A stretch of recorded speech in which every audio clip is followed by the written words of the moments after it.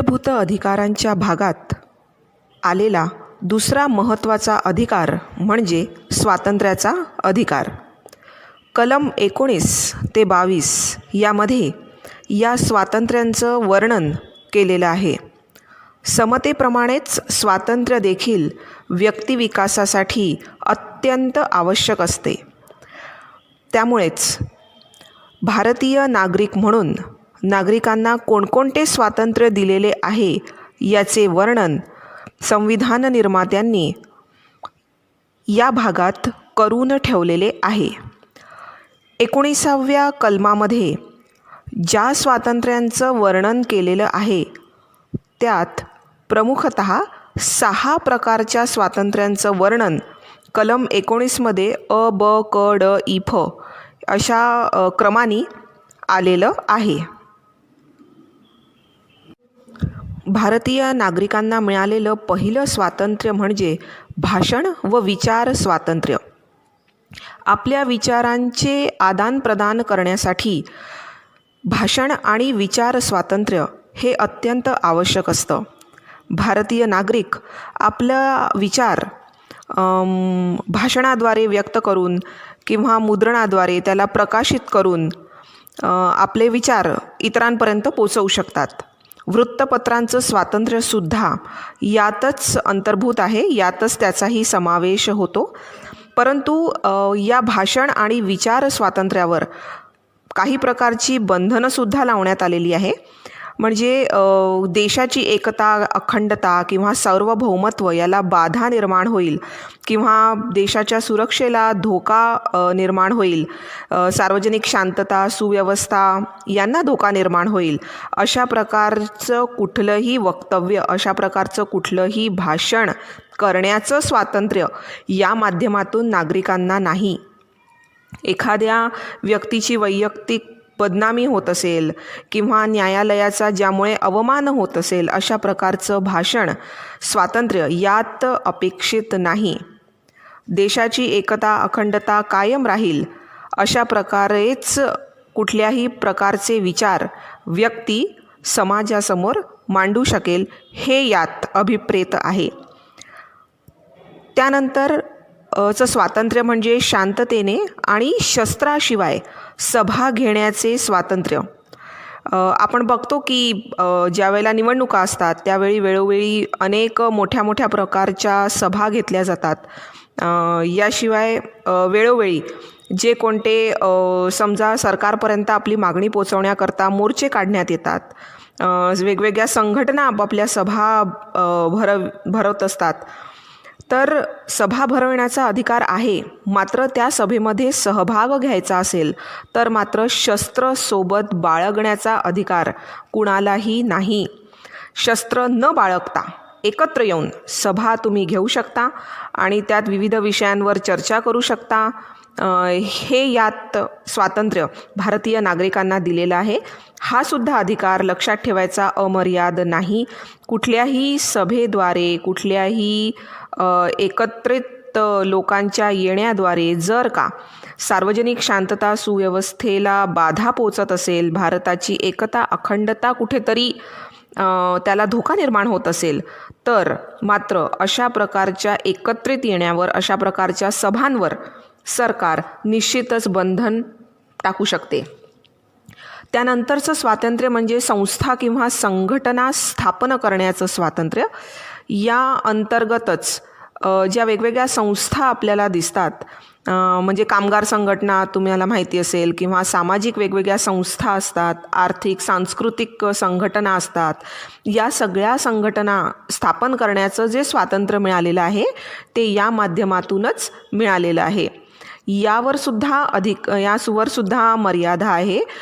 कुठल्याही प्रकारची संघटना किंवा संस्था जर का कुठल्याही प्रकारे देशाच्या एकतेला, शांततेला, सार्वजनिक सुव्यवस्थेला बाधक असेल तर अशा संस्थांवर बंधनं घालण्याचा अधिकार किंवा त्या संस्था अनैतिक आहे अशा प्रकारे सांगण्याचा अधिकार आणि त्या संस्थांचं कार्य बंद करण्याचा अधिकार सरकारपाशी आहे. त्यानंतरचं स्वातंत्र्य म्हणजे भारतात सर्वत्र संचार करण्याचं स्वातंत्र्य. याचा अर्थ असा की भारताच्या कोणत्याही प्रदेशात स्वतःच्या इच्छेनुसार नागरिक भ्रमण करू शकतात, संचार करू शकतात.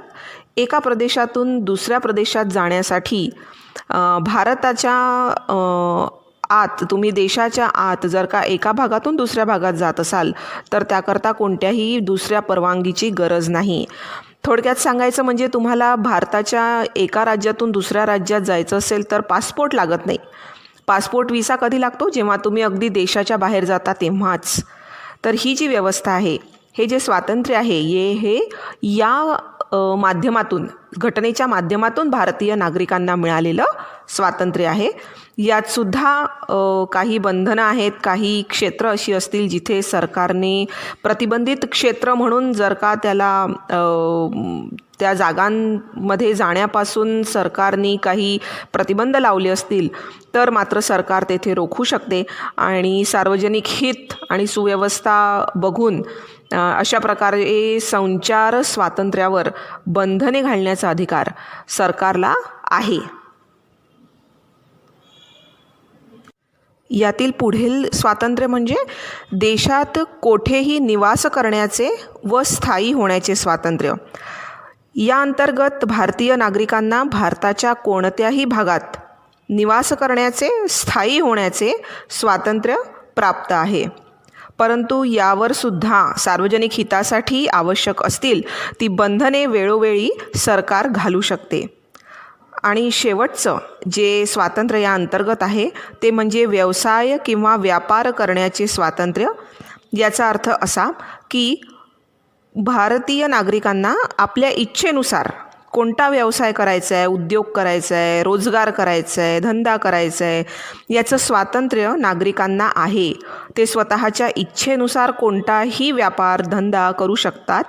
मात्र यावर सुद्धा जर आवश्यक असेल तर सरकार विशिष्ट पात्रतेची अट घालू शकते किंवा एखादे उद्योग, काही व्यवसाय काही तात्पुरत्या काळासाठी किंवा नेहमीसाठी स्वतःसाठी सुद्धा घेऊ शकते. आणि त्यामुळे सार्वजनिक हितासाठी जे जे आवश्यक आहे ते सर्व बंधनं वेळोवेळी सरकार घालू शकते. आणि या स्वातंत्र्यावर मर्यादा जरी आहे तरीसुद्धा या सगळ्या स्वातंत्र्यामुळेच भारतीय नागरिकांना स्वतःचा व्यक्तिमत्व विकास व्यवस्थित करून लोकशाही देशाचे नागरिक म्हणून स्वतःची प्रगती व विकास साध्य करता येतो. यानंतर कलम 20 ते 22 या 3 कलमांमध्ये व्यक्ती स्वातंत्र्याची हमी देण्यात आलेली आहे. या अंतर्गत सांगण्यात आलेले आहे की कुठल्याही व्यक्तीला कायद्याने सांगितलेल्या शिक्षेपेक्षा अधिक शिक्षा देण्यात येणार नाही. एका गुन्ह्यासाठी अधिक वेळा शिक्षा देता येणार नाही. आणि कायद्यात जर एखादा गुन्हा कायद्याने सिद्ध झाला आहे तर कायद्याद्वारे जी शिक्षा दिलेली आहे ती आणि तेवढीच शिक्षा त्या व्यक्तीला देण्यात येईल. त्याचप्रमाणे कुठल्याही व्यक्तीला जर अटक करण्यात येत असेल तर ती अटक का झाली, कोणत्या गुन्हा केल्यामुळे, कोणत्या कायद्याच्या अंतर्गत एखाद्या व्यक्तीला अटक केली गेली आहे हे त्या व्यक्तीला जाणून घेण्याचा अधिकार आहे. एखाद्या वकिलाचा सल्ला घेऊन त्याच्यामार्फत आपला बचाव करण्याचा अधिकारसुद्धा याच अंतर्गत व्यक्तीला मिळालेला आहे. एखाद्या व्यक्तीला जर अटक झाली असेल तर त्याला 24 तासांच्या आत न्यायालयासमोर उपस्थित करावे लागते. आणि कोणत्याही व्यक्तीला न्यायाधीशांच्या परवानगीशिवाय 24 तासापेक्षा जास्त काळ अटकेत ठेवता येणार नाही. हे सर्व ज्या सगळ्या तरतुदी करण्यात आलेल्या आहेत यांचा महत्त्वाचा उद्देश हाच होता की जे स्वातंत्र्य घटनेच्या माध्यमातून नागरिकांना दिलेले आहे त्या सगळ्या स्वातंत्र्यांना एक प्रकारची सुरक्षा घटनेच्या मार्फतच या भागातच दिली जावी. आणि म्हणून या प्रकारच्या तरतुदीसुद्धा संविधान निर्मात्यांनी करून ठेवलेल्या आहेत असे आपल्याला दिसून येते.